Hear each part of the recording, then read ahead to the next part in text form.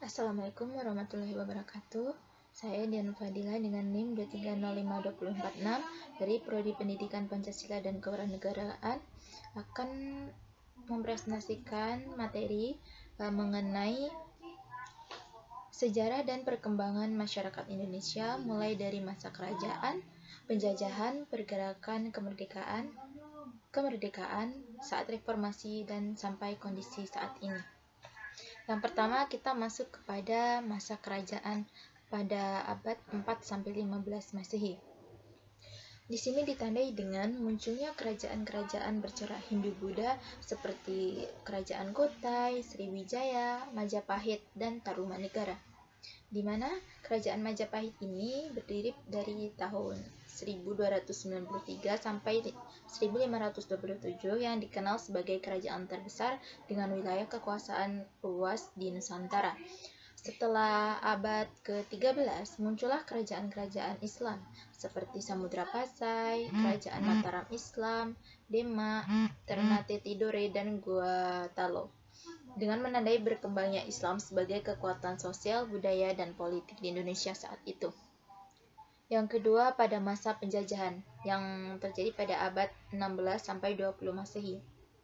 Awalnya bangsa Portugis dan Spanyol datang untuk berdagang rempah-rempah yang kemudian disusul oleh Belanda melalui VOC pada tahun 1602. VOC berkuasa dan bubar di Indonesia pada tahun 1799.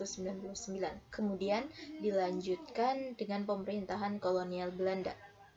Lalu pada abad ke-19, Belanda memberlakukan tanam paksa dan politik etis seperti yang kita ketahui. Kemudian Jepang masuk juga pada tahun 1942 sampai 1945 menggantikan Belanda yang datang sebelumnya ke Indonesia. Walau keras, pendudukan Jepang membuka jalan lahirnya kesadaran nasional kepada masyarakat Indonesia. Yang ketiga, pada masa pergerakan nasional pada awal 1900 sampai 1945. Masa pergerakan nasional ini dimulai dengan berdirinya Organisasi Budi Utomo tahun 1908 sebagai organisasi modern pertama di Indonesia.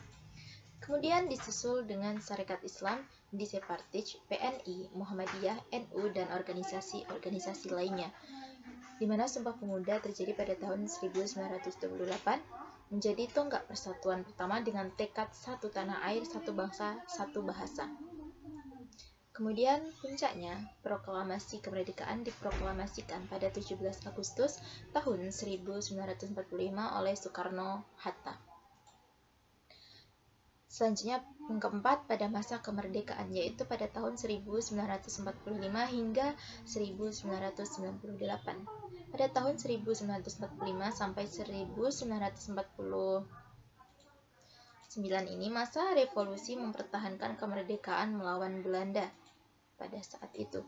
Kemudian demokrasi liberal juga ada, namun di tahun 1950 sampai 1959, di mana di situ terdapat sistem multipartai atau sistem banyaknya partai yang lebih dari 2 partai, namun tidak stabil pada masanya. Kemudian dilanjutkan dengan demokrasi terpimpin pada tahun 1959 sampai 1965 yang dipimpin oleh Soekarno dengan banyaknya intervensi politik yang muncul.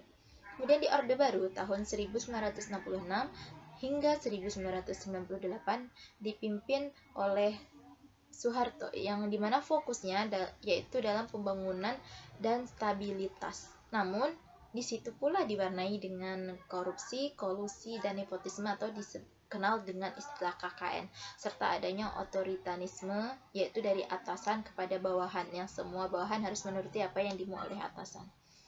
Kemudian masa selanjutnya yaitu masa reformasi dari tahun 1998 sampai sekarang.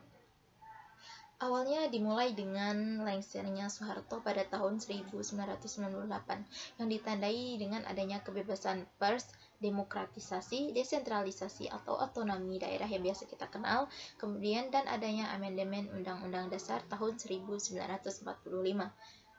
Selanjutnya ada perkembangan ekonominya, politik, dan sosial yang lebih terbuka meski menghadapi tantangan seperti korupsi, ketimpangan sosial, dan intoleransi dalam masyarakatnya dan pemerintahannya.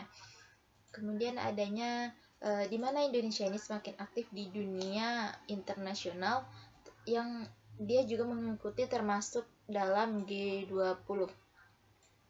Sehingga pada era terkini masyarakat menghadapi transformasi digital seperti yang kita ketahui sekarang ini, di mana ada banyak pembangunan infrastruktur di mana-mana di berbagai wilayah Indonesia sekarang ini.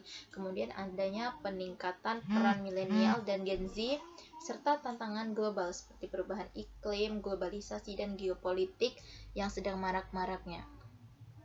Sehingga kita bisa simpulkan bahwa perjalanan masyarakat Indonesia bergerak dari masa kerajaan tradisional melalui penjajahan dan perjuangan panjang yang menuju kemerdekaan seperti yang kita rasakan sekarang ini, lalu berkembang dalam berbagai sistem pemerintahan hingga era reformasi dan digital saat ini, dengan ciri semakin demokratis, terbuka, dan terhubung dengan dunia global. Sekian penyampaian dari saya. Akhiri, wassalamualaikum warahmatullahi wabarakatuh.